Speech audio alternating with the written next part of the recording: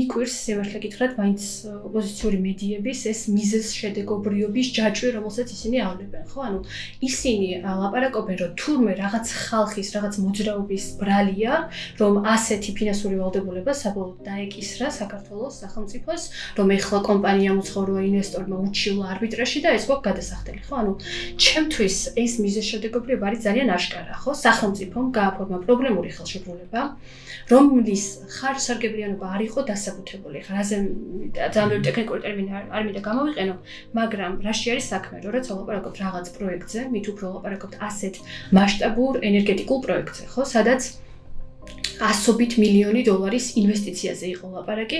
ხა წარმოვიდგინოთ, რამხელა პასუხისმგებლობით და გამართულობით უნდა იყოს ის, ასე ვთქვათ, დაშვებული სახელმწიფოს მხრიდან, ანუ სახელმწიფომ თვითონ ყველაფერი უნდა გააკეთოს ძალიან მაღალი პასუხისმგებლობით, კანონის რაღაცა ზედმიწევნით დაცვით, გარემოს დაცვითი რისკების დაზღვევით, კომპანიასთან სამართლებრივ ურთიერთობაში ძალიან სერიოზული რისკებით დაზღვევით, ხო? იმიტომ რომ თუ შენ ვიღაცას ეუბნები, რომ მოდი და მილიონობით ამერიკული დოლარი ჩადე ინვესტიცია ჩემს ქვეყანაში და შენ აქეთ მხარეს ყველაფერი რიგზე ვერ გაქვს, უკვე უშვებ იმას, რომ შენ ეს, ასე ვთქვათ, ფინანსური რისკი გაქვს აღებული და მერე იქნება შენი გადასახდელი, ხო?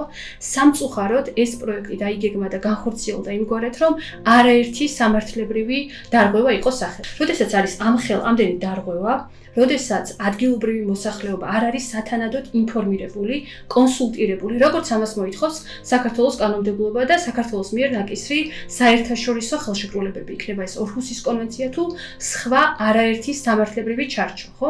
როდესაც სახელმწიფო აი ესეთ რაღაც რისკიან ურთიერთობაში შედის ინვესტორთან, რაღაცა აზრუნავს იმაზე, რომ ყველაფერი გააკეთოს კანონის დაცვით, ადგილობრივ მოსახლეობას თან არ აქვს სათანადო კომუნიკაცია. ეხლა რატო ვამბობ ამას? იმიტომ რომ როცა შენ გაქვს გამოცდილება, ხო, საქართველოში ამ ჰესებთან დაკავშირებული მოძრაობები, რაღაც 90-იან წლებიდან არის ეს იცის ხელისუფალმა წესით, ხო, ეს ხო იცი.